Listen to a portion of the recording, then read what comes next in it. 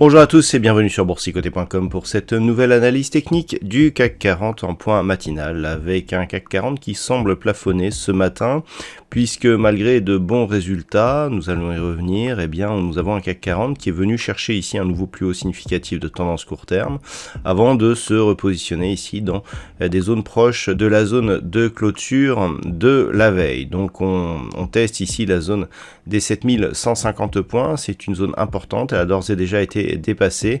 Si on confirme, on pourra viser un retour ici sur cette zone des 7198 points.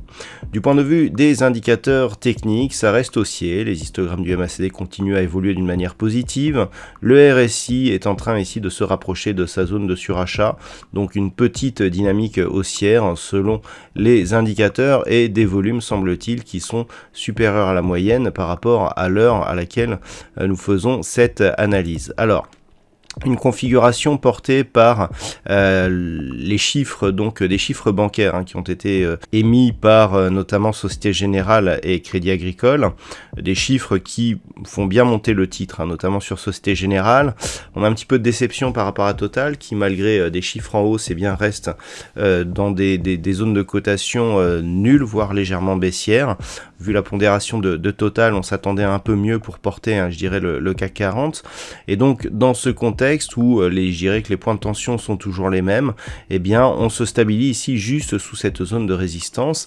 Donc, l'enjeu du jour sera évidemment de tester un débordement de cette zone pour aller rallier ici la zone majeure des 7198 points.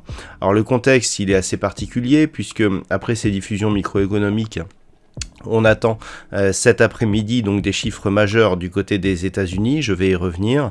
Donc on attend ici une rupture de cette zone des 7150 points. À la baisse, par contre, je dirais que les points à retenir seront surtout ceux qui concernent le gap, le micro-gap qui a été ouvert hier, puisqu'on a 7 dixièmes de points entre le plus haut ici de cette bougie et le niveau d'ouverture qui était aussi le plus bas de celle-ci. Donc cette zone, elle est approximativement ici sur 7085 points.